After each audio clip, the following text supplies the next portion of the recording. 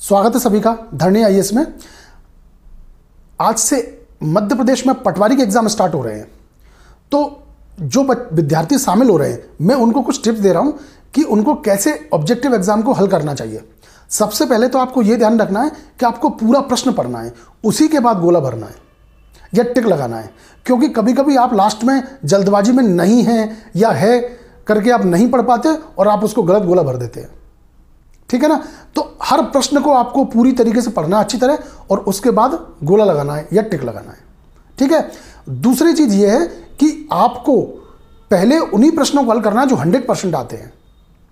उसके बाद आपको उन प्रश्नों को हल करना है दूसरे राउंड में जो आपको 90% या 80% आते हैं, और ऐसे ही आपको तीसरे राउंड में उन प्रश्नों को हल करना है जो 60-70% आते हैं।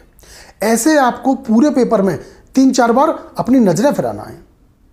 यह मैं इसलिए बोल रहा हूं कि आपने कभी देखा होगा कि फलाना व्यक्ति को कहीं मैंने देखा है मार्केट में, अब मुझे याद नहीं आ रहा वो कहां पर है, कब देखा, लेकिन 10 मिनट बाद या 5 मिनट बाद आपको याद आ जाता है कि हाँ ये व्यक्ति को मैंने वहां देखा था।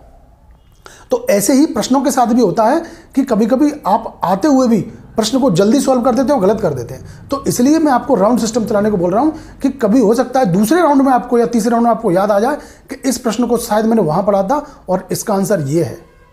इसलिए मैंने आपको बोला कि आपको 3-4 राउंड चलाना है पूरे पेपर पर, और पहले राउंड के बाद आपको प्रश्न भी गिनना है जो कि स्क्रीन पर दिखाई दे जाते हैं कि आप इतने अटेम्प्ट कर चुके हैं। तो आपको यह भी पता चल जाएगा कि मैं 100% इतने प्रश्नों को सही कर चुका हूं, मतलब मैं कट ऑफ के आसपास हूं या कट ऑफ से इतनी दूर हूं। तो उस हिसाब से भी आप अपनी रणनीति बदल सकते हैं, बना सकते हैं इन मौके पर। ठीक है। तो पटवारी एग्जाम में शामिल होने वाले सभी विद्यार्थियों को धरनी आईएएस की ओर से हार्दिक शुभकामनाएं। आज के लिए बस इतना ही। जय हिंद, जय भारत।